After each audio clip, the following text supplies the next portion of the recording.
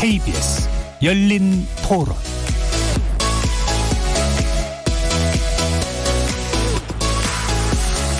안녕하십니까. KBS 열린 토론 정준희입니다. KBS 열린 토론, 오늘은 KBS 1라디오가 준비한 4.15 총선 기획, 내 삶을 바꾸는 정치, 투표는 투자다. 그 세 번째 시간으로 여러분을 만납니다. 코로나 사태가 장기화되면서 경기 침체의 어둠이 점점 더 짙어지고 있죠. 특히 소상공인과 자영업자들의 체감 경기가 더욱 악화되고 폐업 위기에 몰린 사업자가 늘고 있는 상황입니다. 정부가 12조 원 규모의 신규 경영 지원 자금을 마련한 것 외에도 4대 보험료 감면, 전기료 인하 등 추가 지원 계획도 내놨지만 당면 그 문제를 극복하기에 적합할지, 그리고 산업구조 변화 추세에 맞물린 더 근본적인 대책은 어떻게 마련할지 짚어봐야 하겠습니다. 그런 면에서 제21대 총선을 앞두고 소상공인과 자영업자의 정치 세력화 움직임에 대해서도 주목할 필요가 있겠죠. 기존 정당의 후보로 출사표를 던진 경우도 있고요. 직접 창당에 나선 경우까지 다양합니다. 제대로 대변되길 기다리는 여러 계층과 집단의 목소리가 혼재하는 상황에서 21대 국회는 이들의 요구를 어떻게 수용하게 될까요? 오늘 열린 토론에서는 코로나 사태에 대한 정부와 각 지자체의 경제적 지원 대책 평가해보고 소상공인과 자영업자를 위한 21대 국회의 과제는 무엇일지 짚어보겠습니다.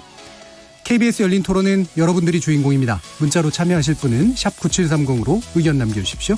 단문은 50원, 장문은 100원에 정보 이용료가 붙습니다. KBS 모바일 콩, 트위터 계정 KBS 오픈, 그리고 유튜브를 통해서도 무료로 참여하실 수 있습니다. 시민 논객 여러분의 뜨거운 참여 기다리겠습니다. KBS 열린 토론 지금부터 출발하겠습니다. 살아있습니다. 토론이 살아있습니다. 살아있는 토론, KBS 열린 토론. 토론은 라디오가 진짜입니다. 진짜 토론, KBS 열린 토론.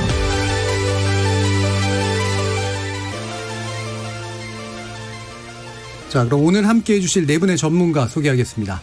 소상공인연구원 전순옥 이사 나오셨습니다. 안녕하세요. 전순옥입니다. 자, 그리고 소상공인연합회 차남수 연구위원 함께하셨습니다. 네, 반갑습니다. 그리고 서울대 행정대학원의 박상인 교수 나오셨습니다. 네, 안녕하세요. 중앙대 경제학부 이정인 교수 함께하셨습니다. 안녕하세요.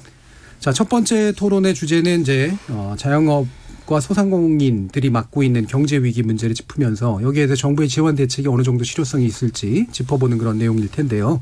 먼저 이제 현황에 관련된 이야기들부터 나누면서 시작하도록 하겠습니다.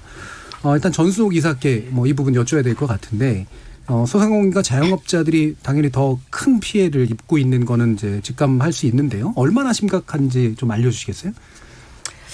네, 지금 자영업 소상공인들은 현장에서 제가 현장을 쭉 돌면서 보면은 정말 하루하루를 견디기가 어렵다고 합니다. 네. 특별히 이 분야는 자영업자들 중에서는 음식점이나 숙박업 그리고 대인 접점에서 제공하는 서비스가 많다 보니 매출이 급감을 하고 있습니다. 그래서 대체로 너무나 힘든 시기를 겪고 있고요. 그리고 당장 부도의 위기 지금 한 2달 가까이 되다 보니까 이제 그런 거와 또 하나는 고용을 어떻게 해야 되는지 이번 달까지 넘기지 못하고 이번 달 말이면은 많은 고용을 지금 정리해야 되겠다라는 그런 굉장히 위기감에 지금 몰려 있고요.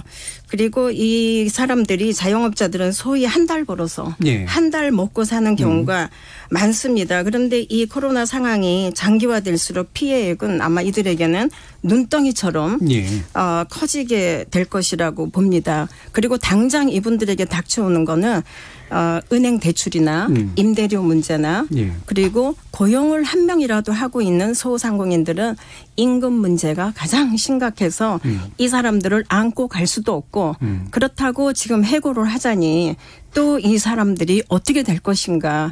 그동안에 그래도 같이 한솥밥을 먹고 왔는데 나만 살겠다고 이들을 해고할 수 있겠는가 하는 그런 위기감에서 정말 처참한 환경에 지금 놓여 있다고 볼 수 있습니다. 그 며칠 굽감으로 인해서 이제 그 스스로도 고통을 겪을 뿐더러 이제 고용을 유지하기가 굉장히 힘든 상황. 그렇습니다. 네, 그리고 폐업으로 내몰리고 있고 게다가 이제 자본 규모가 상당히 부족하니까 그렇죠. 돈이 잘 돌릴 수 없는.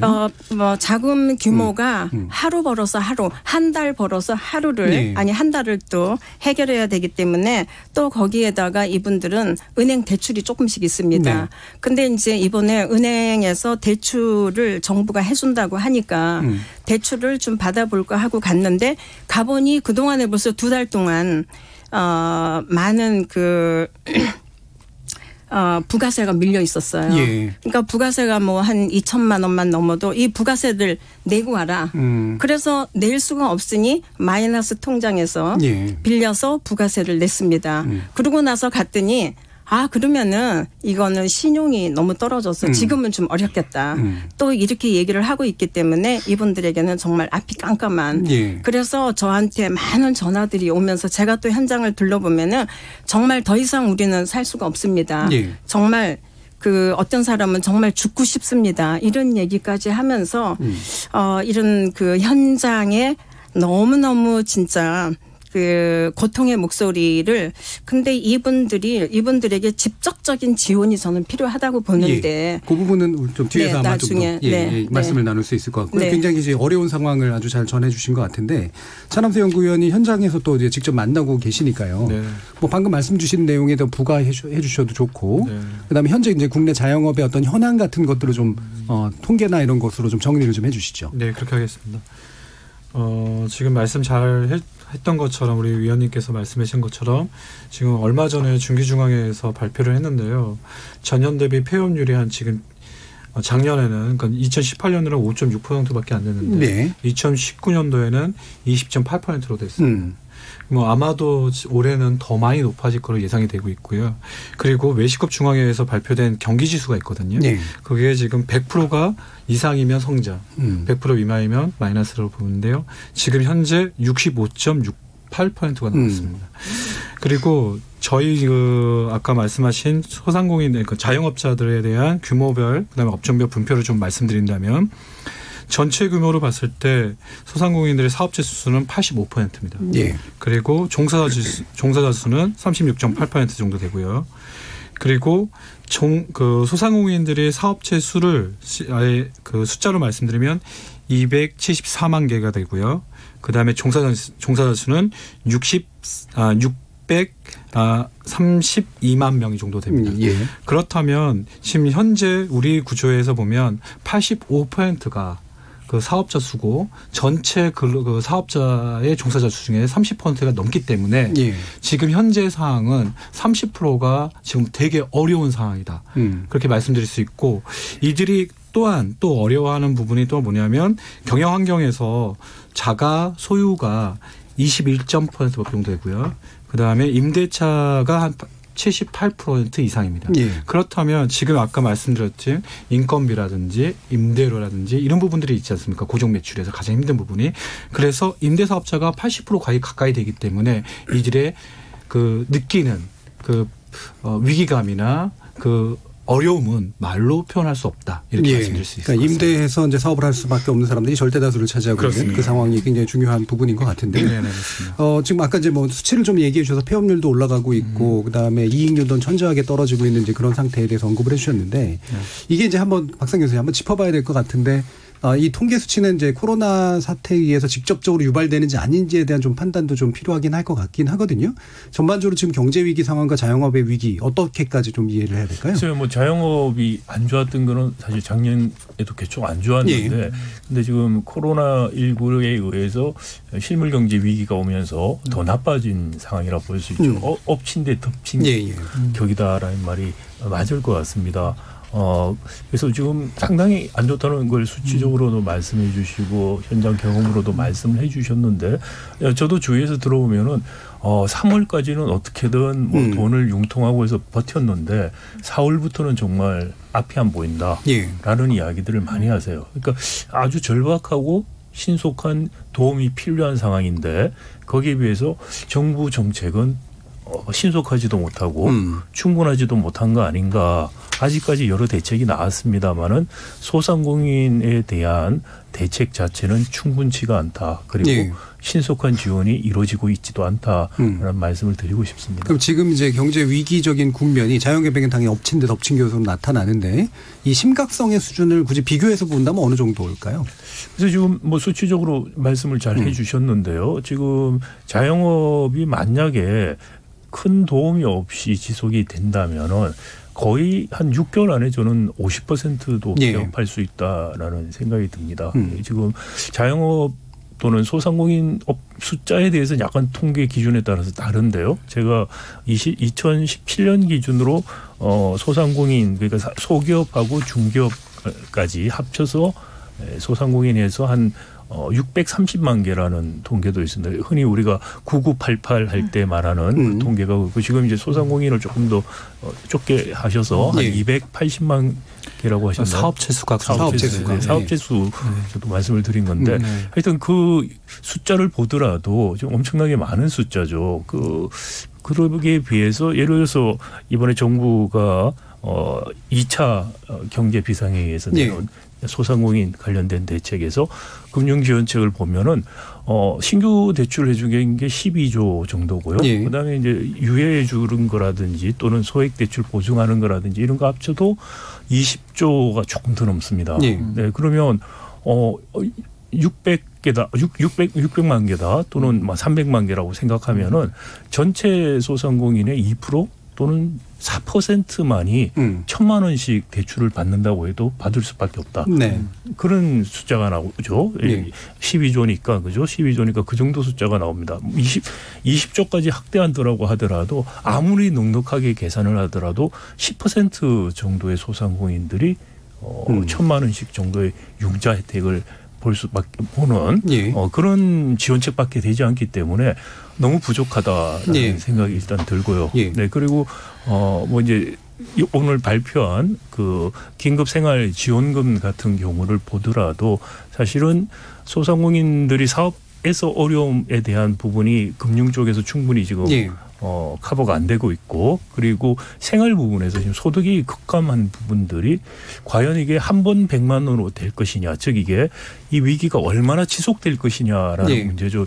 제 생각엔 경제가 아무리 낙관적으로 봐도 회복기에 들어가기엔 6개월 이상이 걸릴 거라고 생각이 돼요. 그런데 100만 원으로 6개월 4인 가족으로 그거는 어려울 거라고 생각됩니다. 2차, 3차 지원책이 나올 수도 있겠습니다만은 좀 이 소상공인들의 어려움에 대해서 정부가 너무 한이하게 지금 보고 있는 거 아닌가라는 그런 우려가 들어요. 그럼 이정 교수님 보시기에 지금 한 6개월 정도 아무리 짧게 잡아도 한 6개월 정도가 위기가 지속될 것 같다. 그래서 지금 지원 대책으로는 생존이 거의 불가능에 가깝다라는 평가를 이제 박상인 교수님이 해주셨잖아요. 이 부분 대체로 비슷하게 보고 계시나요? 네, 저도 뭐 동의합니다. 왜냐하면은 지금 사실은 뭐 우리 미래 어떤 뭐 전망이 한치 앞을 사실은 바라보기 어려운 상황이기 때문에 그리고 지금 상황 자체는 우리만 잘한다고 되는 게 아니라 우리 해외 주요 선진국들 또 우리의 주요 시장들이죠. 이런 국가들의 이제 어려움이 이제 뭐 확산 뭐 이게 꺾이는 게 보이지 않는 상황이다 보니까 그런 부분에서 상당히 좀 시간적으로 조금 더 원래 아마 우리 국내에서 코로나의 어떤 그런 뭐 숫자가 좀 줄고 이렇게 볼 때는 그래도 좀 어느 정도 뭐 조금만 시간이 잘만 우리 관리하면은 좋아질 수 있겠다고 싶었지만은 우리 주변 시장 자체가 워낙 어렵기 때문에 그래서 우리가 지금 내수 문제 지금 말씀하시는 소상공인 자영업자 문제는 지금 내수 위축이 활동 위축되기 때문에 이 부분은 뭐 직격탄을 지금 받고 있는 거고요. 또 뭐 이어가면 이제 수출 문제라든지 여러 가지가 또 연결되기 때문에 전체적인 소득의 문제가 발생해서 또 하나의 구매력이 전반적으로 떨어지게 되면은 어차피 또 소상공인이 또 소상공인이 아무래도 경기에 가장 민감하죠. 그러다 보니까 이 경기가 좋아지지 않으면은 바로 소상공인은 그대로 쓰러질 수밖에 없는 이런 상황이라고 보겠습니다. 그래서 지금 이제 말씀이 또 이제 상당 부분 나왔는데 일단 이제 정부가 긴급 경영 자금의 지원이 15조 원 규모. 근데 이건 이제 박상인 교수님 얘기해 주셨듯이 해봤자 이제 1,000만 원 정도를 한 5% 이내 정도?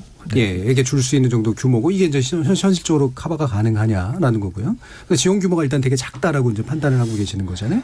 그리고 뭐 임차료 감면 혜택이나 뭐 긴급 생계비계 지원 이런 부분들도 전반적으로 상당히 부족하다라고 지금 평가를 해주셨단 말이에요. 네.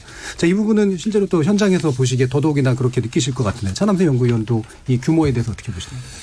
규모는 일단 신속해야 하는 건데 규모 네. 자체는 신속성과. 사실 신속성과 규모 자체를 봤을 때는 안 나오는 것보다는 낫습니다.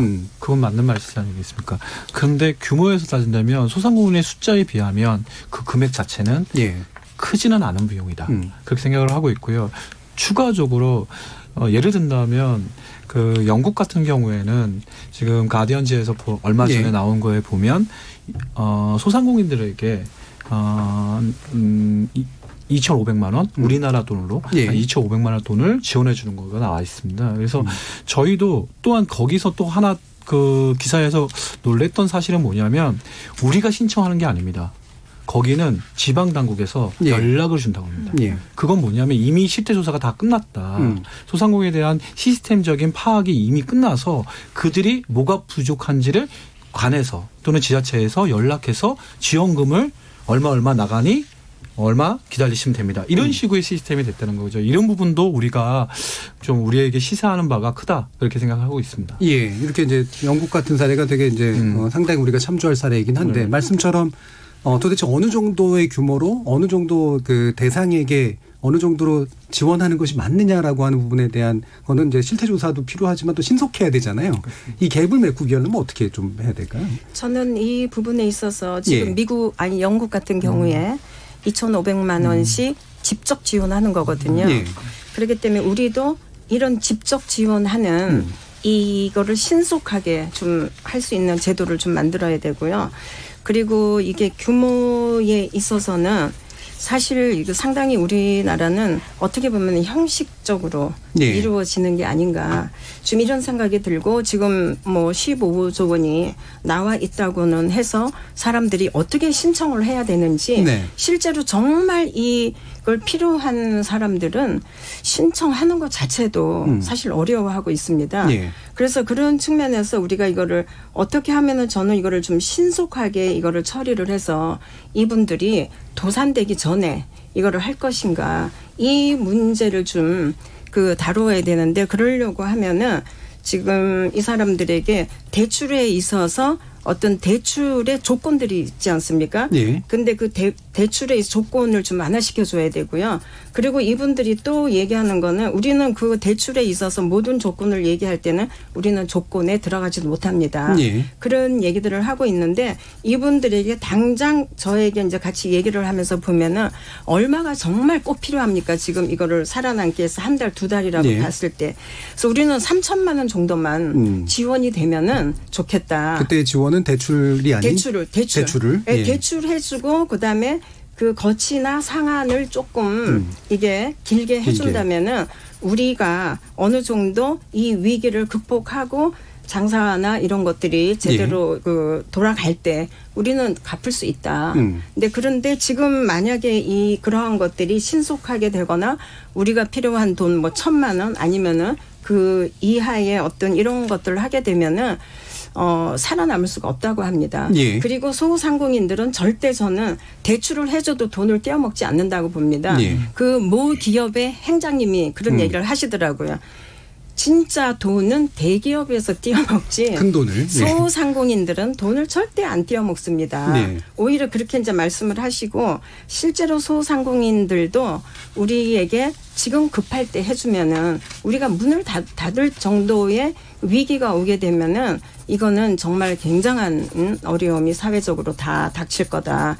그리고 실제로 현재 소상공인 우리가 630만이라고 하는데 실제로는 등록되지 않는 소상공인까지 우리가 상시적으로 얘기한 700만 얘기를 하고 있습니다.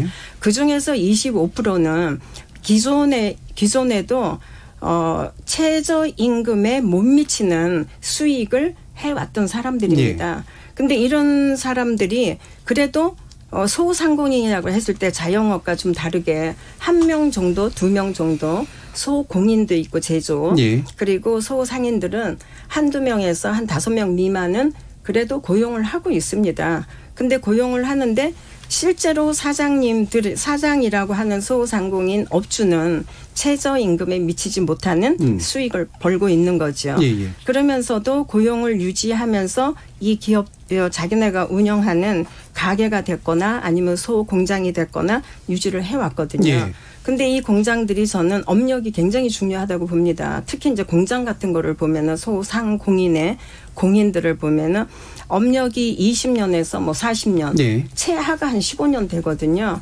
그래서 저는 이번에 대출을 할 때 대출 같은 거를 업력과 기술력을 보면서 이렇게 유지해 오고 또 고용을 5인 미만 하면서 네. 20년, 30년 유지해 온 이러한 소상공인들에게는 그냥 믿고. 예, 대략 그 규모가 어느 정도 된다고 파악하세요? 전체 규모가요? 그런 방금 얘기해 주신 그런 기준으로. 그 예. 규모가 700만 소상공인 전체 보면 예. 한 25% 됩니다. 예, 4분의 1 정도는 네, 그 정도고. 4분의 1 정도는. 예. 그러면 3천만 원을 이런 정도의 어떤 네. 업주들에게 조건을 되게 완화시켜서 공급하자 그러면 상당한 이제 재원이 필요할 거라고 보는데요. 그 부분은 어떻게 판단을 하시나요? 네. 사실 이제 지금 뭐 오늘 또 발표됐지만은 저는 이번에 지금 이제 우리 전순옥 이사님께서도 예. 이제 상황에 대해서 잘 설명하셨는데요.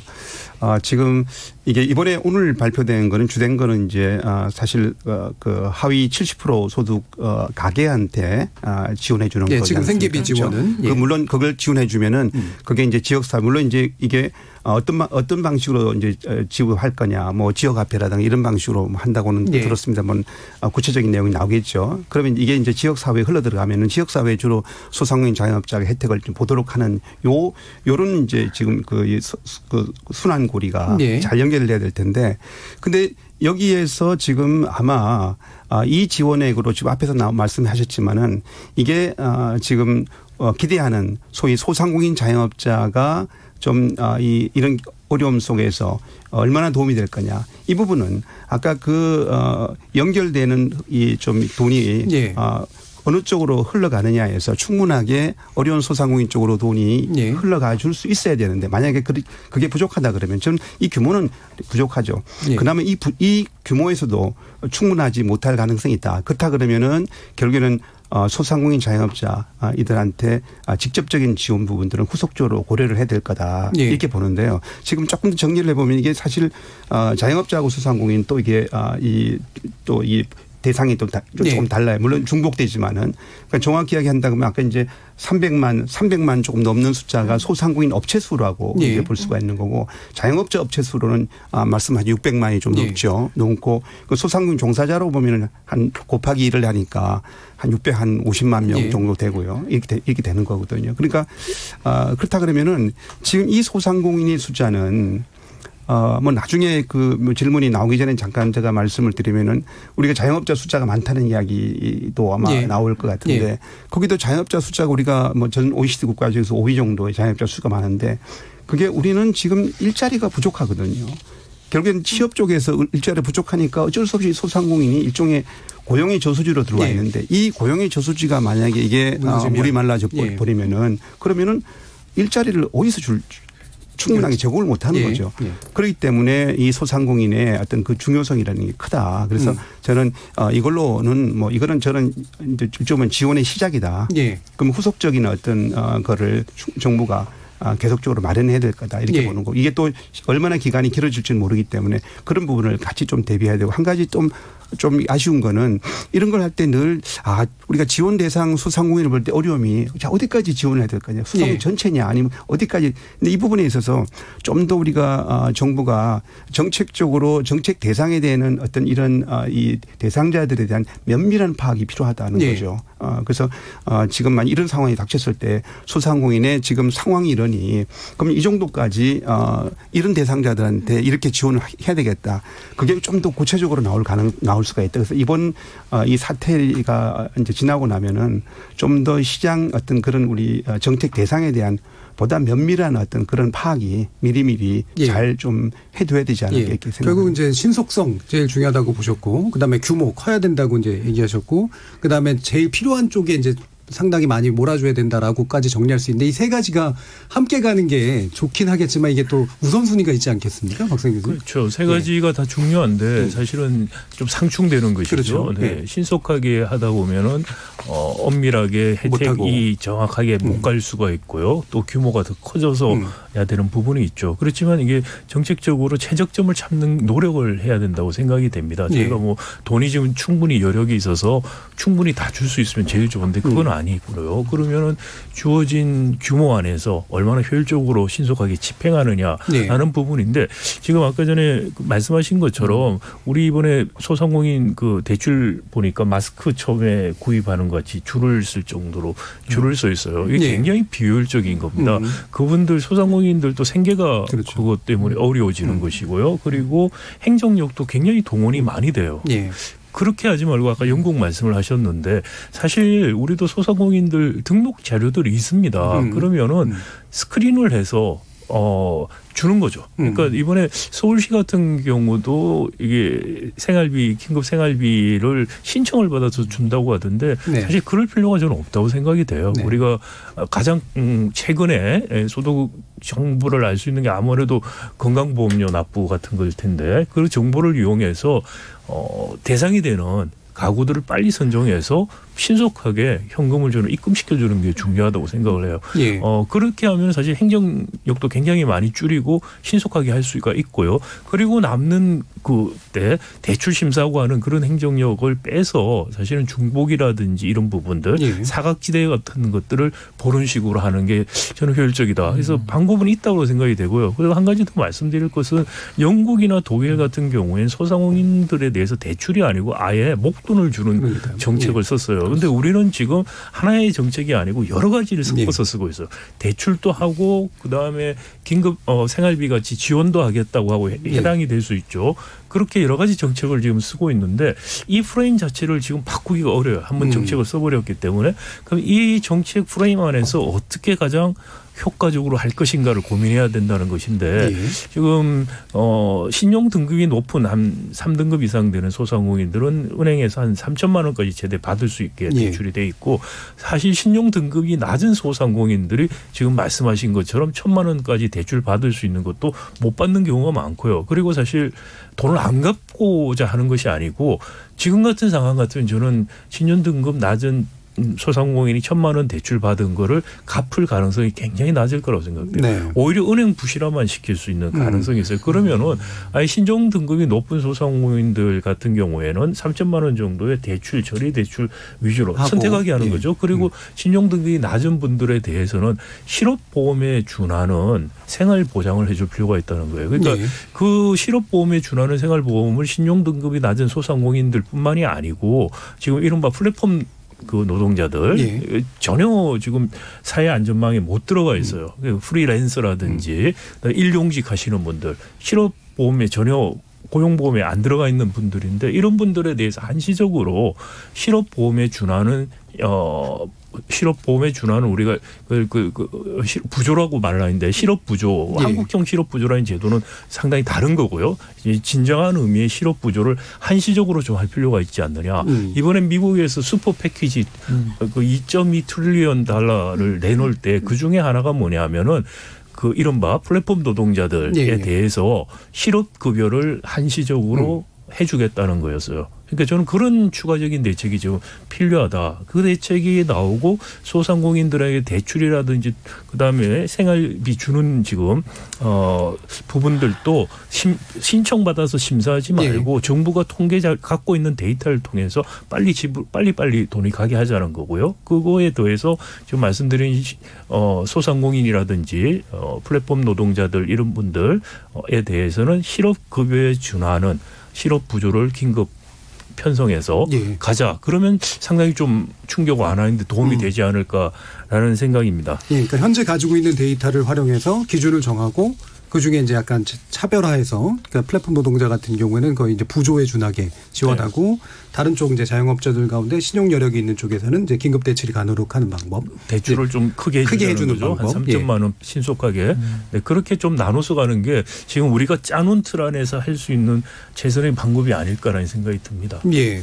그러면 이게 지금 또 이제 나오고 있는 얘기 중에 뭐 이거는 뭐 되게 부차적인 부분이긴 한 것 같습니다만 임차료 감면 혜택 일부 지자체가 하고 있고 착한 임대인 운동 이 부분은 이제 자발적인 거고 그다음에 또 정부가 4대 보험료와 전기요금 유예나 감면 이런 것들 이제 약간 좀 더 잘다고 볼 수 있죠. 이런 식의 대책들까지 함께 가고 있는데 박생 교수님 이제 지적을 보면 이게 좀 큼지막하게 이제 가면서 좀 잘게 잘라가야 되는데 처음부터 좀 잘게 잘려져 있는 측면들이 좀 있긴 한 것 같거든요. 어떻게 보시나요?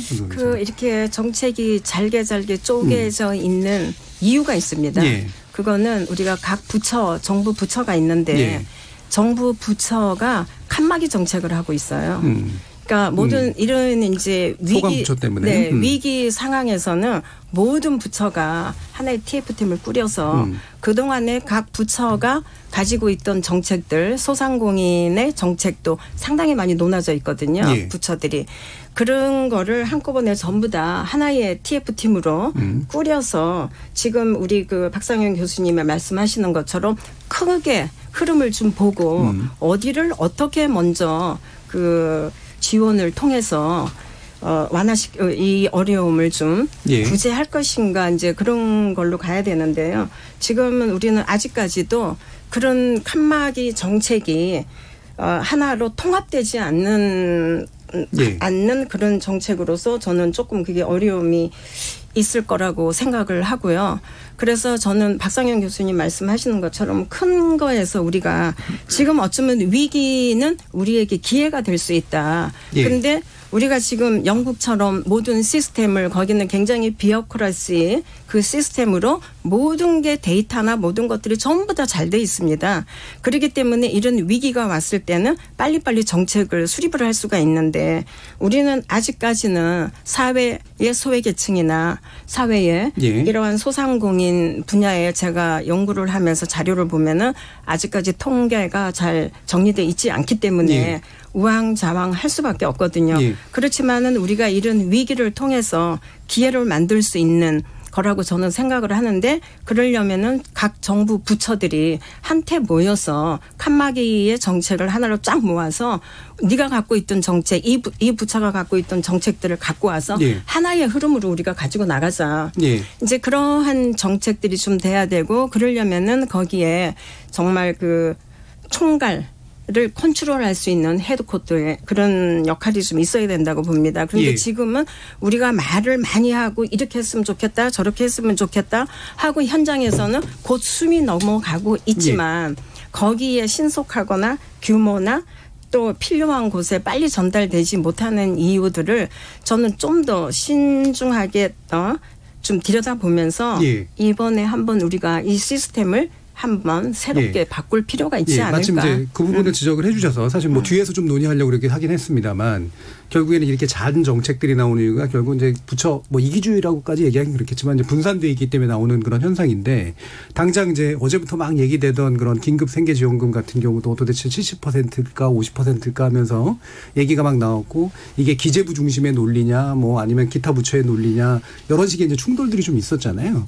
이게 이제 우리 그 좀 관료사회의 좀 핵심적인 특징이긴 한데 이 부분을 개선할 만한 어떤 방향성, 방금 이제 필요성에 대해서는 얘기해 주셨는데 가능성이 좀 있다고 보시나요? 네, 뭐 사실 이제 그 전순우 이사님이 예. 말씀하신 거 조금 더 보완해서 말씀을 드리면은 지금 하고 있는 이제 지금 이런 재난 사태에서 정부가 하고 있는 것들이 대부분이 기존에 있던 정책 수단의 연장선상이거든요. 그렇죠. 예. 그러다 보니까 이게 과감한 어떤 그런 이 어떻게 보면 뭐 수단을 바꾼다든가 이런 부분이 상당히 좀 이게 주저하는 거죠. 예. 그렇기 때문에 이게 지금 이런 판단 같아요. 과연 지금이 과감하게 지원을 해야 되느냐 예. 아니면은 기존 수단에서 좀 더 뭐 지원금을 높인다든가 네. 이렇게 해야 돼. 그러다 보니까 지금까지 대부분의 어떤 지원 정책들이 주로 대출 지원 이런 쪽이었거든요. 예. 이런 쪽이란 말이에요. 그런데 지금 이제 오늘 나온 거는 직접 이제 지원인데 이 직접 지원이 가감할 필요가 있는 부분도 있다는 거죠. 그래서 이번에 미국 같은 경우는 아주 상당히 강함한 이 지원 정책을 내놓은 거고 그 전체 지원에서 10% 정도는 그냥 현금 지원을 지금 정책으로 내놓은 거거든요. 내놓은 거고. 근데 우리 한국 상황은 지금 이게 그러면 과연 얼마나 이게 심각하냐. 뭐 이걸 우리가 과거하고 비교한다 그러면은 2009년도에 글로벌 금융위기가 가장 가까운 예로 볼 수가 있거든요. 근데 그때 우리 한국이 그때 2009년 경제 성장률이 0.8%였었습니다. 미국이 마이너스 2.5%였고요. 일본은 뭐 한 5.4%로 더 낮게 떨어졌습니다만은. 근데 그러면은 이걸 글로벌 금융위기하고 비교하는데 과연 그 정도밖에 안 될 거냐. 예. 아니면 훨씬 더 클 거냐.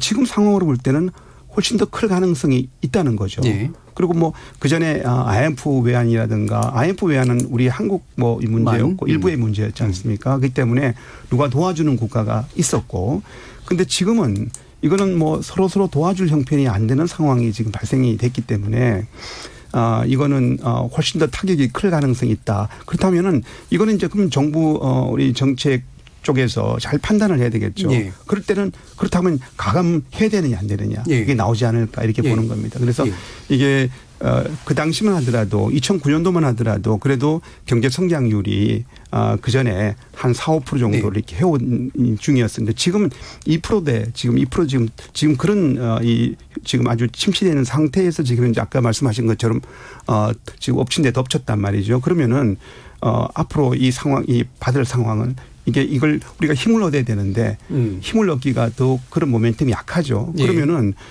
지금 이 불씨를 꺼뜨리지 말고 어떻게 살려야 될 텐데 그러려면은 이게 뭐 찔끔찔끔 하는 부분이 아니라 때로는 가감한 정책 이런 판단이 필요하지 않을까. 이렇게 이제 전례 없는 상황이기 때문인데요. 일단 박상희 교수님. 네. 그 사실은 그 부처 칸막이 말씀을 하셨는데 저는 부처 칸막이보다 사실 우리나라 같이 어쩌면 경제정책의 컨트롤 타워를 기재부도 하고 청와대 실장이라는 장관급 실장이 계세요.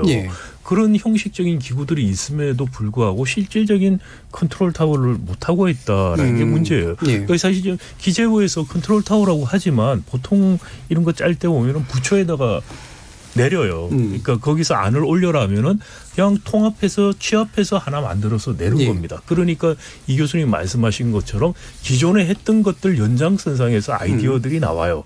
만약에 이번에 미국이라든지 외국에서 과감하게 현금성 긴급 생활비 지원 정책들 안 나왔더라면은 우리 관료들 이거 안 하려고 했었거든요. 그렇죠. 외국 사회가 생기니까 이제 하겠죠. 네, 그러니까 따라하는 그러니까 굉장히 보수적이라는 거죠.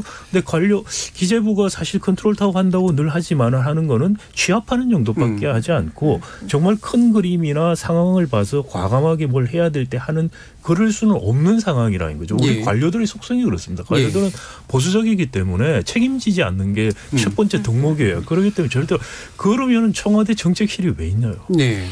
장관급 실장 있는 정책실이 바로 그걸 해야 되는데 지금 이 상황에서 청와대 정책실이 안 보여요. 조정을 해주고 정치권이라든지 관료 사이에서 조절을 하고 이런 큰 그림들을 잡아서 끌어줘야 되는 청와대가 안 보여요. 대통령만 보이고 청와대 정책실장부터 참모들은 보이지가 않아요. 근데 일부 언론 보도를 보면 제가 보니까 이제 요즘은 기재부는 거의 이제 싹 죽어 있고 청와대만 움직인다. 청와대가 모든 거를 다 막 하려고 한다라는 식의 되게 불만 섞인 보도를 한 적도 있었단 말이에요. 그럼 방금 말씀하신 건 굉장히 또 다르다고 볼 수 있나요? 그거는 청와대만 다 한다고 하는 것 자체가 사실은 청와대가 관료를 제대로 통제하고 관료들을 제대로 활용하지 못한다는 말이죠. 복지부동하고 있다는 이야기가 돼요. 그러니까 청와대가 관료 사회를 통제하고 끌고 가려면은 청와대가 그 정도의 도덕성과 실력이 있어야 돼요. 그러니까 논쟁을 해서 예를 들어서 관료들이 재정 건전성 이야기를 해요. 그럼 거기에 대해서 충분히 지금 예를 들어서 이걸 우리가 재정 건전성 유지하고 부채 비율이 낮은 것은 이럴 때 제대로 한번 하려고 아껴놓은 거예요. 그리고 이거 지금 잘못했다가는 우리말이 있죠. 그 뭐라고 하죠? 호미로 막을 가려도 못 막는 그런 상황이 올 수 있다. 그런 것들 충분히 설득하고 끌고 갈 수 있어야 되는데 그걸 못하고 따라오라고만 하면은 따라 안 오는 거죠. 예. 그러면서 불만들이 청와대만 하고 우리는 뒷짐진다. 거기에 또 신상 필벌이 있고 예. 그리고 논리적으로 끌고 갈 수 있어야만이 그게 바로 컨트롤 타워예요. 예. 그러니까 조직만 만들어놔서 컨트롤 타워가 아니고요. 그러니까 지금 말씀을 왜 제가 자꾸 이런 말씀을 드리냐면은 청와대 정책실이라든지 컨트롤 타워조차도 기존의 관료들이 해와서 예. 기재부에서 올린 거를 돈을 더하자 말자 50% 중위를 하니 아니면 70%까지 하니 이런 아주 미세한 패러미터 가지고 이야기하는 조정을 정책 조정이라고 생각해요. 그게 아니라는 거죠. 알겠습니다. 정책 조정이라는 거는 지금 큰 틀에 우리가 지금 정말 아니 지금 12조가 도대체 근거가 어디서 나온 거냐요. 어디서 20조가 나온 거냐고요. 근거가 없어요. 돈이 나온 근거가. 이 부분 차남세 연구위원님 말씀도 한번 들어보죠. 지금 보면 이제 결국 부처가 나뉘어 있는 문제도 있지만 박상현 교수님은 제대로 쥐고 갈 컨트롤 타워가 없지 않은데 그 역할을 안 하기 때문에 문제다라고까지 얘기하시죠. 저는 이렇게 봅니다. 그 박 교수님 말씀도 일리가 있고 그거를 좀 더 확장해 가면 이렇게 말씀드릴 수 있을 것 같아요. 왜 그랬을까? 그거는 법률로 정리가 안 돼 있는 겁니다. 제가 깜짝 놀랐던 게 재난 사태에 대해서 컨트롤 타워라는 게 NSC 아닙니까? 우리나라의 모든 국방, 안보, 외교 관련해서는 NSC가 모든 걸 통할하는데 이 재난 관련된 부분은 NSC가 컨트롤이 안 빠져 있습니다. 그 법률로 거기 빠져 있다 보니 이거를 컨트롤하지 못하는 겁니다. 그 경제적인 재난에 대해서 그게 원래 재난도 그 NSC가 다룰 수 있는 재난하고 다르고요. 아니 재난은 잠깐만요. 재난은 다른 나라에도 그런 법률은 없습니다. 아닙니다. 왜냐하면 재난은 저는 이렇게 보는 겁니다. 재난은 일반 자연재난과 사회재난을 저는 보기 때문에 이런 사회재난 같은 경우에는 NSC 같은 국가의 모든 컨트롤 타워를 집중할 수 있는 곳이 하면 어떨까 하는 그걸 법으로 그러니까 사회재난을 본 거죠. 이거를. 그래서 말씀을 드립니다. 박상현 교수님 그게 굳이 법으로 필요 없다라는 법이 말씀이잖아요. 없고 이미 우리가 제도로 있는 게 청와대 정책실이 있고 하는 게 바로 이런 상황에 잘 대응하라고 만들어 놓은 거고요. 전 세계에 그런 법을 가져서 대응하는 나라 없습니다. 그러니까 제가 한 가지만 예를 들어서 말씀을 드리면 이번에 미국의 페드에서 과감하게 회사채들을 다 사들이겠다는 양적 완화 국채뿐만이 아니고 회사채까지 다 받겠다 그랬어요. 지금 우리도 중앙은행, 한국은행이 회사채들 아주 불량한 거 말고요. 실제로는 경제적 충격 때문에 그런 위험 기피적인 성향이 커지면서 유통이 안 되거나 다시 롤오버가 안 되는 회사채를 중앙은행이 직접 받으면 돼요. 근데 그때 채권 안정 기금을 만들어서 은행들한테 돈을 내게 해서 받게 하고 하는 그런 장치를 자꾸 해서 하려고 해요. 그런 겁니다. 그러니까 그거를 그러면 우리 그래서 이제 한 가지만 요거 예를 들어서 말씀을 드리면 그러면은 어떤 분들은 그렇게 말을 해. 한국은행 법 때문에 못 한다 그래요. 우리는 한국은행 법 때문에 꼭 못 하는 거 아니에요. 한국은행 법에서 한국 해석에 따라서 할 수 있어요. 단지 뭐 어떤 게 있느냐 하면은 한국은행 금융통화위원들이 이 의사결정을 했는데 이 의사결정이 공익에 따르는 의사결정이 아닌 의사결정을 해서 어떤 사심을 갖고 있다는 말이 되겠죠. 그랬을 때 국가에 큰 손해를 끼치면은 손해배상을 엄청 하게 돼 있어요. 그러니까 그런 것도 사실 해당이 되지 않는데도 불구하고 영향을 미쳐요.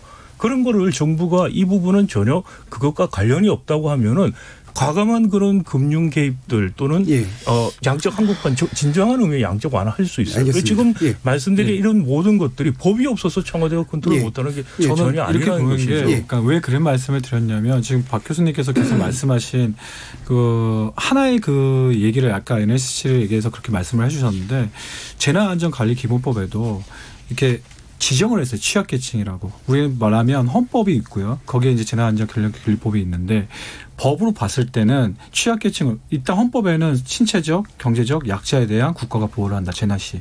이렇게만 정리가 돼 있고요. 재난안전기본법에는 취약계층을 딱 지정해 놨습니다. 어린이. 그러니까 아동이 아니 그러니까 지금 경제적인 재난을 자꾸 그런 재난이라고 생각을 하시면 안 돼요. 그러니까 말씀까지 정리하시고 그래서 거기에 아예 재난안전기본법에 저는 아동이나 장애인이나 고령자 외에 경제적 약자인 소상공인이라든지 어느 정도의 소득이 정한 사람들을 취약계층으로 둔다. 그러면 관료사회가 법에 근거가 돼 있기 때문에 액션이나 행동이 빠를 건데 그러지 않으니까 행동이 늦지 않은 건가. 전혀 그런 동의를 할 수 없고요. 여기서 그 부분은 정리하죠. 그러니까 대부분 박상현 교수님은 현재 구조로도 충분히 가능하다. 의지만 다른 나라도 다 그런 거 없이 하고 있어요. 우리 이제 차남세 연구위원님 같은 경우 그렇게 기다리기가 좀 그러니까 아예 법으로 박아놓자 정도의 의견까지로 일단 정리를 할 수 있을 것 같고요. 뭐 이 뒤에서 이제 더 얘기를 나눌 필요가 네. 있기 때문에 문제 없이 그냥 넘어가겠습니다. 네. 뒤로 연결하기 위해서는 좀 이 부분을 짚어야 될 것 같아요. 그러니까 지금이 이제 코로나 사태라고 하는 되게 되게 중요한 위기 국면인 건 맞지만 결국에는 자영업이 지속적으로 맞닥뜨려온 위기이기 때문에 과연 이 엎친 데 덮친 격에서 근본적인 문제를 해결해 나가는 방법까지 어떻게 고려할 것인가. 사실 이 부분이 이제 중요하잖아요. 그래서 이제 요 네 분이 보시기에 지금 우리나라 산업구조 안에서 자영업 위기라고 부를 수 있는 것은 어떤 것에 근거해서 얘기해야 되는가에 대한 의견 먼저 듣고 가겠습니다. 예, 전순홍 기사님. 네, 저는 자영업의 위기라고 하는 것은 사실 이 위기가 코로나로 인해서 사회에 표면적으로 올라온 거죠. 예. 이제 수면에.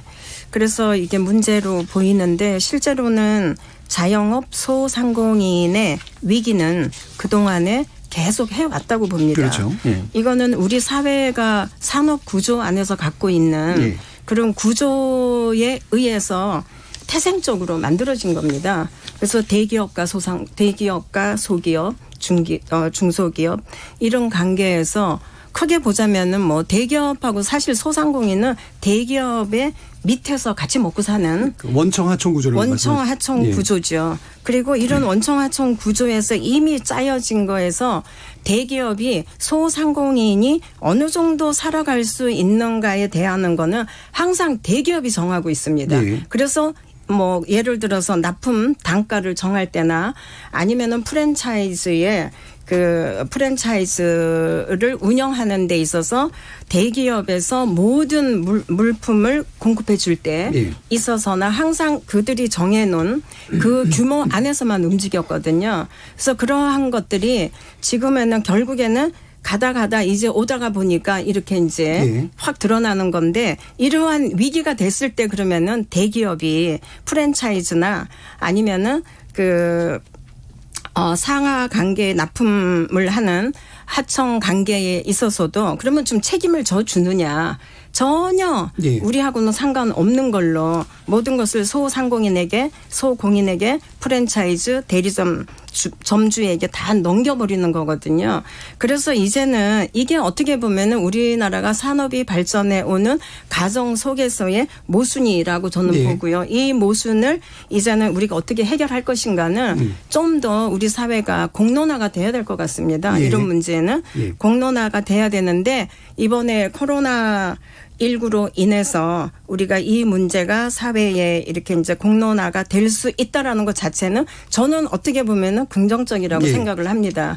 그런 긍정적인 면을 우리가 보면서 그러면 우리가 상생할 수 있는 구조는 이 생태계를 어떻게 다시 우리가 구축할 것인가 그런 측면에서 우리 모두가 함께 정부도 우리가 정부 그리고 또 공무원도 국회도 그리고 기업도 그리고 소상공인, 나 자영업자, 나 스스로도 우리 사회의 전체가 함께 이런 거를 우리가 공론화시킬 수 있는 알겠습니다. 그런 계기로 만들었으면 좋겠고요. 제가 한 가지 더 말씀을 드리고 싶은 거는 이럴 때에 우리가 지금 얘기하는 게 이거 아닙니까? 제목이 내 삶을 바꾸는 정치 그리고 투표는 투자다라고 했을 때 정말 이런 정책들을 국회가 이제 새로운 국회의원들을 뽑는 건데 그렇다면은 이 여야가 이런 소상공인의 정책들을 어떻게 가져가고 어떤 방향으로 갈 것인가에 대해서 분명하게 질문을 우리는 국민은 해야 되고 거기에 답할 수 있도록 그런 거를 통해서 이번 선거 총선이 치러져야 되지 않겠나 그런 생각을 합니다. 21대 국회가 어떻게 구성돼야 되는가 문제까지 언급을 해 주셨는데 단순화시키면 원청과 하청 사이에 불평등 구조 문제를 이제 짚어주신 거잖아요. 이거는 이제 경제 정의를 실현하면 사실 해결되는 문제인데 그 이상의 더 근본적인 문제는 또 없다고 보시나요? 저희가 이제 파악하며 보면 이렇습니다. 어쩌다 보니까 사업하게 된 분들도 있지만 먹고 살기 위해서 조그마한 가게를 만들거든요. 근데 작은 가게들은 대기업처럼 자본이나 조직이나 인력이 그렇게 많지가 않습니다. 그러다 보니까 상대적으로 좀 취약할 수밖에 없어요. 그런 구조적인 문제는 일단 첫 시작점이고요. 거기에 이제 갑이라는 사람이 하나 생깁니다. 어떤 사람들이라면 온라인이라는 좀 새로운 시장이 또 이루어집니다. 그게 이제 소위 말해 트렌드의 변화인데 소비자들은 그 변화에 아주 익숙해요. 그러다 보니 그 환경이 익숙한 조직과 인력과 예산이 있는 대기업들이 그 환경을 또 자기들의 프레임 안에서 맞춰주는 겁니다. 네. 예를 든다면 온라인은 소상공인들이 아무리 하려고 해도 웹 디자이너 있어야죠. 뭐 있어야지 뭐 있어야지 안 됩니다. 그들은 자기가 할 수 있는 여력이 부족한 거죠. 그런데 소비자들은 그런 모바일 환경이나 온라인 환경에 또 새로운 혁신을 추구하다 보니 그렇게 됩니다. 네. 거기에서 부당행위들이 생깁니다. 어떤 행위냐. 기존에 작은 소상공인들이 모여서 이렇게 자그마하게 오프라인에서 사업을 했는데 이거를 이제 중개 플랫폼이라는 새로운 영역이 생겼어요. 네. 이런 중개 플랫폼 영역들이 뭐냐. 조직과 그 인터넷 혁신 공정을 통해서 뭔가의 프레임을 만들어서 소상공인들을 기반으로 해서 사업을 하게 되는 사업들이 많거든요. 예를 든다면 뭐 부동산 거래하는 직방이라든지 네. 아니면 다방이라든지 이런 게 다 부동산 수많은 부동산들을 중개하는 플랫폼이고 또 요즘에 가장 이슈가 되는 뭐 배달의 민족 뭐 이런 거 봤을 때는 소위 외식업들이나 뭐는 뭐 물건을 그 하는 사람들이 없다면 그들이 존재할 수 없는데 예. 그들에게 표준계약서 제대로 안 씁니다. 또한 정보의 비대칭을 왜냐하면 내가 판 고객이 있는데 그 고객에 대한 정보는 하나도 없습니다. 예를 든다면 그 정보를 가지고 그들은 이들에 대해서 안 하실래요? 그럼 하지 마세요. 그럼 예. 다른 사람을 하면 됩니다. 이런 식의 시작점부터 위축되어 있는 소상공인들은 위기가 아니라 지금 현재 그 많은 그 변화되는 환경에서 예. 도태될 수밖에 없는. 예. 정리하자면 그러니까 원청 하초 구조의 문제뿐만이 아니라 소비 트렌드가 바뀌어서 산업이 바뀌는데 그렇죠. 그 바뀐 플랫폼 산업 쪽이 다시 또 원청 하청의 문제가 더 심각한 방식으로 그렇죠. 반복된다라고 하는 문제를 맞습니다. 짚어주신 거잖아요. 네, 이종현 교수님. 네, 뭐 원청 하청 문제로 가면 이거는 참 사실 제가 참 이렇게. 우리가 그 대중소기업 간 예. 중소기업의 소상공인도 포함하지만은 이게 해서 이게 점점 격차가 벌어지고 있잖아요. 그죠? 네. 그러니까 임금 격차도 벌어지고 있고 이게 사실은 이제 이 국가적인 사정 과제 문제인데 이게 해결이 안 되고 또 우리 중소기업들은 갈수록 특히 제조업 같은 경우는 대기업 하청 비중이 높아지고 네. 있는 상황이죠. 높아지고 있는 상황인데 그러면은 우리가 원청과 하청이 사실은 요 협력 관계 아니겠습니까? 왜냐하면 결국에는 최종으로 나오는 상품은 어쨌든 힘을 합쳐서 나오는 최종 대기업의 브랜드로 나오는 건데 그런데 이 대기업 외 원청과 하청의 임금 격차는 또 왜 여기에 성과가 나눠지는 부분들이 이렇게 차이가 많이 날까 네. 이런 것들이죠. 만약에 원청이 예를 들어서 거기에 큰 성과를 얻으면은 물론 차이는 있겠지만은 그 차이가 지금의 그 정도로 예를 들면은 대기업 지금 평균 임금이 만약에 100이라고 본다 그러면 지금 중소기업이 60이 채 안 되잖아요. 그죠? 이렇게 벌어지니까 그러니까 결국에는 여기에는 인재가 잘 모이지 않고 전체적으로 평균적으로 보게 되면은 대기업의 종사자의 평균 이 나이는 젊어지고 있고요. 반대로 중소기업은 나이가 점점 예. 높아지고 있어요. 이런 문제에 부딪혀 있는 것 같아요. 그리고 예. 그래서 결국에는 이제 중소기업에 종사하는 사람이 많은데 이 중소기업에서 중소기업이 어려워지니까 이들이 이제 결국에는 근로할 수 있는 여건이 안 돼서 또 나오게 되고 나오면은 또 그다음에 대기업이 또 일자리의 어떤 책임도 있지만 또 이게 하청의 비중이 높다 보면 결국에는 대기업이 가져가는 일자리는 제한적이겠죠. 네. 그러니까 그러면은 여기서 나오는 이탈돼 있는 이 근로자들이 들어오는 길은 결국에는 이 소상공인 자영업자 시장으로밖에 들어올 수가 없는 거죠. 네. 이러니까 소상공인 자영업자의 문제는 외부 요인, 내부 요인 나눠볼 수가 있는데요. 외부 요인은 이 시장 환경이 변하고 있다든가 여러 가지 이제 이런 충격이 또 있을 거고요. 내부적으로는 일단 또 과당 경쟁이라는 부분이 있어요. 네. 그래서 지금 우리나라가 OECD에서 뭐 거의 지금 수년간을 이렇게 5번째 자영업자가 많은 비중이 있는 네. 높은 나라로 그 위에 보면은 뭐 주로 그리스, 멕시코, 터키 이런 나라들이거든요. 맞습니다. 근데 왜 우리는 이럴까? 결국엔 이거는 그러면 쉽게 이야기하면은 그럼 자영업자 숫자 줄이면 되겠네. 그렇게 간단하게 이야기할 수가 없죠. 왜냐하면 줄이려 그러면은 일자리를 많이 만들어주면 그렇죠. 줄어집니다. 그런데 네. 그렇지 못한 상황에서는 그래서 이 소상공인 자영업자가 늘 어려움 속에서 또 별로 선택의 대안이 별로 없다. 그렇기 때문에 정부가 이 지금 자영업자 정책 문제는 이거는 그만큼 중요하고 그만큼 왜냐하면 예. 정부의 사회적 비용을 또 덜어주는 부분도 있는 거죠. 예. 이런 부분들은 그만큼 마땅히 정부로부터 보호라든가 지원을 받을 만한 자격이 있는 부분이 있다. 이 중요성은 우리가 짚고 넘어가야 됩니다. 이런 불공정 문제를 개선하고 그다음에 뭐 사실은 지금까지 해왔던 방식 등 중에 하나는 약간 업을 나눠주는 그런 방식을 취했는데 이 정도 접근만으로 어떻게 좀 되나요? 지금 접근이 그게 작동이 됐으면 문제가 없어졌겠죠. 그러니까요. 상생하자고 해서 상생이 됐으면 없어졌겠죠. 지금 사실 말씀하신 문제의식은 다 공유를 합니다. 그런데 이 문제를 해결하기 위해서 뭘 해야 될 건가라는 지금 점이 중요한데요. 좀 사실 말씀하신 과정에서 좀 답이 나왔다고 생각이 돼요. 우리 경제 구조의 문제예요. 네. 경제 구조가 바뀌지 않으면은 자영업의 문제, 소상공인의 문제는 해결될 수 없다는 게 큰 문제라는 거죠. 이 구조를 두고 상생하자 또는 뭐 업을 나눠주고 그런 또 뭐 임대료를 상한을 정하자 효과라는 게 일시적이지 지속되지 않는다. 기본적으로 두 가지입니다. 말씀하신 걸 종합해서 보면은 하나는 자영업에 과잉 진입이 일어나고 있어요. 그리고 또 하나는 기술 트렌드죠. 기술 트렌드 자체가 자영업 자체에 대한 수요를 줄여주는 트렌드가 지금 가고 있는데 우리는 과잉 진입이 일어나니까 더 심각한 문제를 일으켜요. 그럼 왜 자영업 과잉 진입이 일어나느냐? 두 가지 소스가 있습니다. 제일 중요한 소스가 우리가 50대면은 대부분 회사에서 밀려납니다. 자, 50대 밀려나서 65세 뭐 이렇게 국민연금 받을 때까지 생각해 보면은 까마득하죠. 10년이 넘어요. 그러면 퇴직금 갖고 나온 걸로 망할 줄 알면서 자영업을 해요. 제가 그런 이야기를 들은 적이 있습니다. 처음에 한 1년 동안은 퇴직하고 있으면 부인이 시간 갖고 잘 생각해 보라고 이렇게 하면서 이렇게 알아봅니다. 그런데 한 2년쯤 지나면 그때부터는 좀 눈초리가 바뀐대요. 뒤통수가 따가워진대요. 그리고는 나는 안 망할 거라는 또 자기 확신에 정신 승리하기 시작하는 거죠. 그리고 자영업에 뛰어들어서 3년 안에 대부분이 망한다. 그러면 어떻게 되느냐. 노인빈곤에 빠져요. 노인빈곤에 빠져서는 또 노인빈곤이 되니까 정부에서 일자리 만들어서 노인빈곤을 하려고 재정지출을 하게 됩니다. 자, 그럼 왜 자영 50대에 나가느냐. 또 젊은 사람들도 자영업 창업을 왜 지금 하고 있느냐.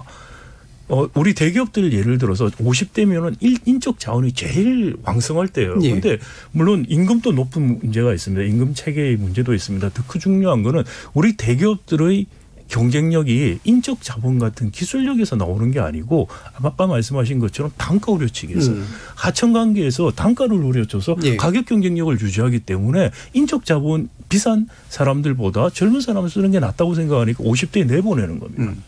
자영업이 그러면은 서유럽이나 미국 같은 데서는 왜 큰 문제가 없느냐. 기술 트렌드 다 비슷한 거 아니겠습니까? 우리보다 오히려 앞서 있죠. 근데도 문제 없는 건 뭐냐면 거기는 연금 생활자가 많아서 그래요. 연금 생활자가 많다는 거는 자영업에 대한 수요가 많은 것이고 자영업에 대한 공급이 줄어듭니다. 그런데 우리는 퇴직금 생활자가 많아요. 그러면 자영업에 대한 과잉 공급이 일어나고 연금 생활하는 사람은 적으니까 자영업에 대한 수요가 없어요. 이걸 바꿔주려고 하면은 기업들이 일찍 사람들을 안 잘라야 되는 거예요.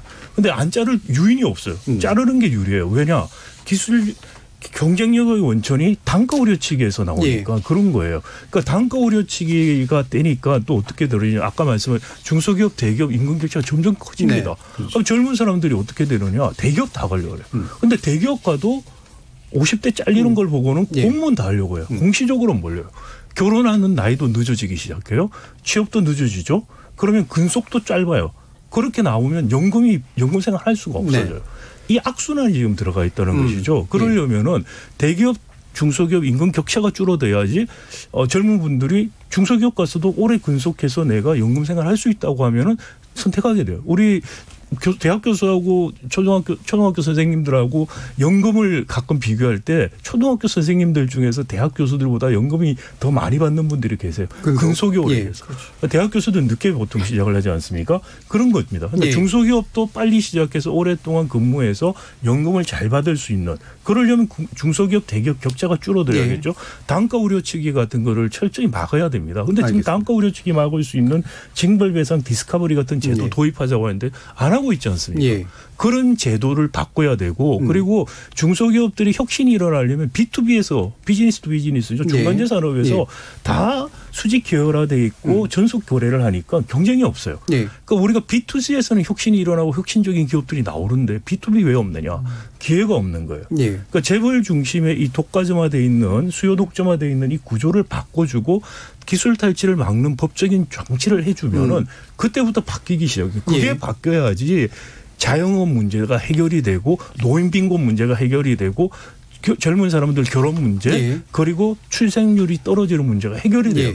이 구조를 안 바꾸고 나머지 눈에 보이는 것만 해결하려고 지금 우리가 20년 동안 해서 다 실패한 겁니다. 그렇습니다. 이렇게 이제 경제 구조가 이제 변동되고 있는데 되게 뒤처져 있는 상태, 또 심각하게 뒤처져 있는 상태죠. 어떤 면에서 보면 이 부분을 개선하지 않으면 안 되는데 그게 결국은 이제 정치가 모든 걸 해결할 수 없지만 정치가 상당 부분 또 해줘야 되는 그런 부분이잖아요. 아까 전순홍 기사님이 이런 제대로 된 투표를 해야 된다라는 말씀 주셨는데 이와 같은 중소 자영업자들이 그냥 단지 그들의 이익, 작은 이익을 어떤 보호하는 문제가 아니라 이렇게 경제 구조를 제대로 좀 바꿔줄 수 있는 어떤 선택을 할 수 있는 방향 뭐가 있다고 생각하시나요?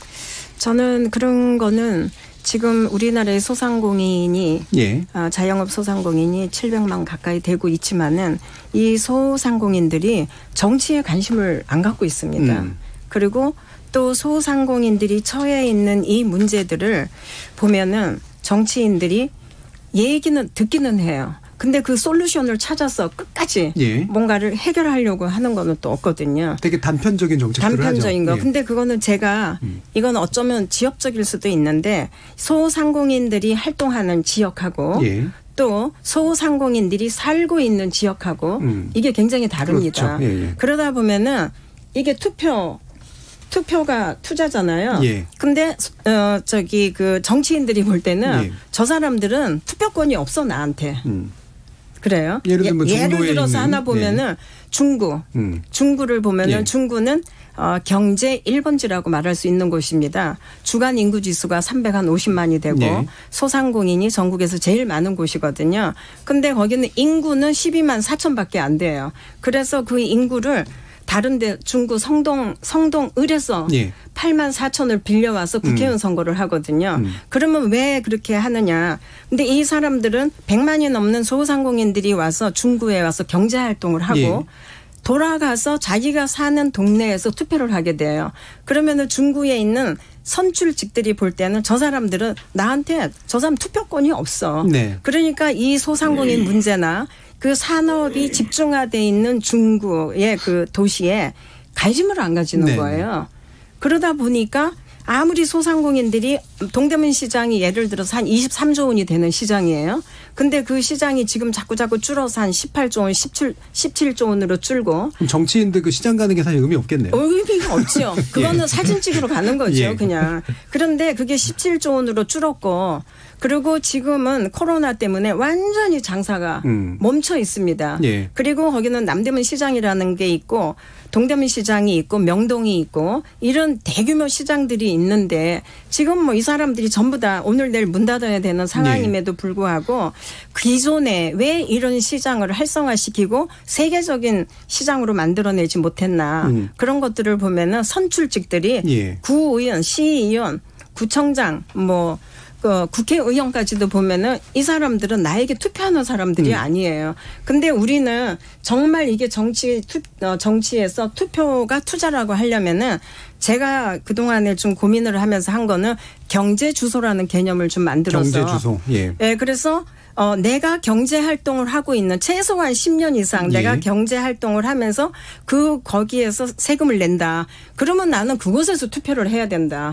그래야지 그곳의 선출직 국회의원들이 정말 정책을 어떻게 만들어서 이 소상공인을 살리며 제조업을 살릴 것인가에 그분들은 대해서. 주거지에서 못하나요? 저는 선택권을 줘야 된다고 봅니다. 주거지에서 할 수도 있지만은 나는 여기가 내 삶의 터전이야. 그래서 나는 여기서 경제 활동을 하기 때문에 내가 이 지역 국회의원을 뽑을 수 있어. 그렇게 되면은 아마 정치인들이 지금 우리가 말하고 있는 투표는 투자라는 이런 게 현실적으로 저는 이루어질 수 있다고 보고요. 그렇게 되면은 소상공인들도 내가 정말 내 삶을 바꿀 수 있구나. 그리고 내가 하는 사업에 저 사람들이 정책을 반영해 주겠구나. 그럼 나 열심히 투표해야지. 예. 이렇게 바꿀 수 있는 거지 투표하는 것과 경제활동하는 것, 내가 사는 것 이게 다 다르게 있기 때문에 일단은 선출제 네. 정치인들 그리고 투표하는 사람들의 이게 서로 성립이 저는 돼야 된다고 봅니다. 그럼 지금 이제 정치 세력화 주로는 지금까지는 협회나 이런 걸 통해서 이제 비례대표 일부 진출하는 정도였는데 지금 자영업 관련 정당만 해도 이제 3개가 나왔습니다만 현재 구조에서 사실 진출하기는 그렇게 쉽지 않을 것 같긴 한데 이와 같은 흐름에 대해서는 어떻게 보고 계시나요, 차영근님? 뭐 정치는 어차피 예. 국민 누구나 참여할 수 있는 거고 그 투표로 참여하든 아니면 직접 선거로 나가든 뭐 다양할 수 있겠죠. 그리고 또 여러 사회가 변화되게 되면 자기 주장을 뭐 내세우기 위해서도 정당을 채운다든지 예. 이렇게 할 수 있을 거라 봅니다. 저는 근본적으로는 소상공인들이 여기에 업에 맞게 최선을 다하는 게 각자의 소임에 맞게 최선하는 게 좋은데 네. 어차피 자기 주장을 들어주지 않는 기존 정당들이 그다 보니 뭔가 정치 세력을 하고 그 뭐 당을 만들고 뭔가 할 역할을 한 것 같습니다. 그래서 제가 바라는 거는 다양한 시대에 다양한 목소리가 있고 또 그들 목소리에서도 또 약간의 뭐 주도 세력이 있고 또는 아웃사이더가 있는 거는 당연한 거 아니겠습니까? 네. 그다 보면 그 목소리들이 누군가는 대변해 줘야 하는데 저는 바란다면 기존에 있는 정당들이 우리 같이 뭔가 아까 말씀드린 것처럼 뭐 조직도 없고 인력도 부족하고 자금도 부족한 네. 이 소상공인들을 위해서 뭔가 역할을 해주신다면 그걸로써 그분들의 역할은 우리의 목소리를 들어주는 것 네. 그리고 그걸 현장의 목소리를 정책으로 또는 법으로 담아줘서 우리들이 조금 아까 말한 계속 얘기하는 부분들 있지 않습니까? 구조적인 문제, 네. 사회적으로 뭔가 디딤돌이 없는 안전망이 없는 그런 구조를 만들어주는데 역할을 해준다면 저희가 굳이 네. 그런 역할을 할 필요는 없다는 생각합니다. 네. 그럼 이정 교수님 이게 사실은 또 복잡한 문제라서 이게 네. 소상공인을 보호하는 것, 자영업자를 보호하는 것도 있지만 지금까지 나온 것처럼 경제 구조를 바꾸는 적극적인 정책도 이제 같이 있어야 되는 거잖아요. 이게 어떻게 정책 결정 과정에 좀 개입될 수 있을까요? 네, 일단 저는 사실 소상공인들이 정치와 자꾸 연관되는 것은 예. 사실은 바람직하지 않다. 그런데 이제 안타까운 거죠.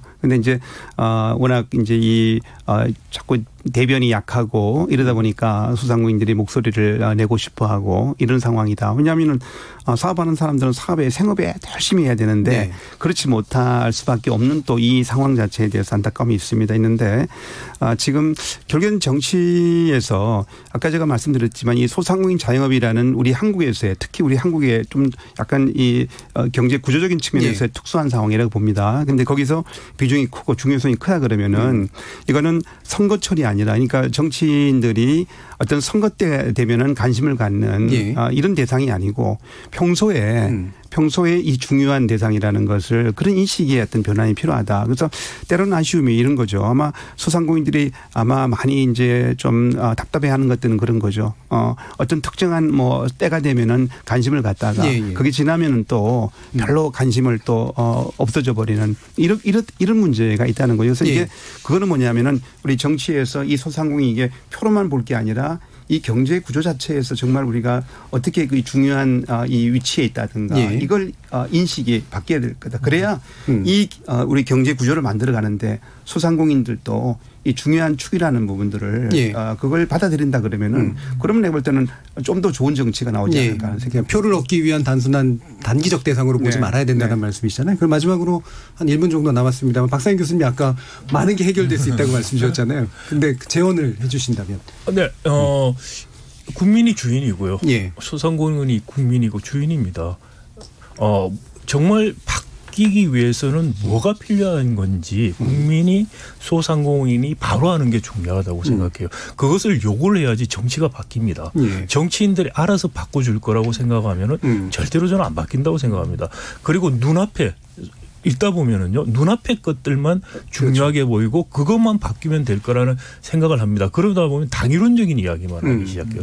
그렇지가 않고 이것은 구조적인 문제라는 걸 알아야 되고 그것을 알고 그것을 바꾸겠다는 정당, 그것을 바꾸겠다는 정치인을 뽑겠다는 의사를 분명히 표시해야지 정치인이 바뀝니다. 정치가 바뀝니다. 아는 것이 먼저고 아는 것을 기초로 해서 요구할 수 있어야지 바뀐다. 저는 그렇게 말씀드리고 싶습니다. 그러니까 소상공인이나 자영업자들이 자기 세계에 갇히지 말고 자기 세계를 이해를 도모함과 함께 이거를 거시적으로 바꿔줄 수 있는 정치 세력에 대해서 지식을 기반으로 투표를 해줘야 된다라고 하는 요구를 해줘야 된다는 그런 말씀까지 들어봤습니다. KBS 1라디오가 준비한 4.15 총선 기획 내 삶을 바꾸는 정치 투표가 투자다. 이것으로 모두 마무리하겠습니다. 오늘 토론 함께해 주신 소상공인연구원 전순호 기사, 소상공인연합회 차남수 연구위원, 서울대 행정대학원 박상인 교수, 중앙대 경제학부 이정희 교수 네 분 모두 수고하셨습니다. 감사합니다. 감사합니다. 감사합니다. 생방송 놓치신 분들 나중에 팟캐스트 준비되어 있고요. 매일 새벽 1시에 재방송도 됩니다. 저는 내일 저녁 7시 20분에 다시 찾아뵙겠습니다. 지금까지 KBS 열린 토론 정준이었습니다.